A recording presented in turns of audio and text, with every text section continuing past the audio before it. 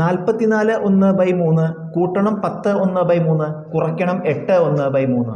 ഇതിൽ 3 mixed fractions ആണ്, 3 മിശ്രഭിന്നങ്ങളാണ്. ഇത് തമ്മിൽ കൂട്ടണം, ആ ഉത്തരത്തിൽ നിന്ന് കുറയ്ക്കണം.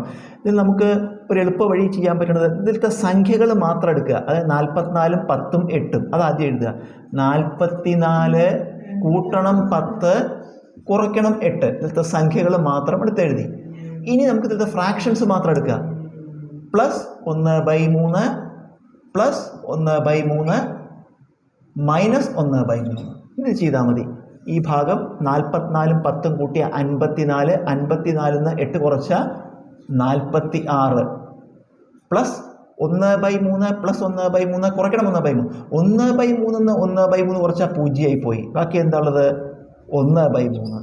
46 പ്ലസ് 1/3 നമുക്ക് എങ്ങനെ എഴുതാം? 46 1/3 എന്ന് എഴുതാം. ഇതാണ് ഉത്തരം, 46 1/3.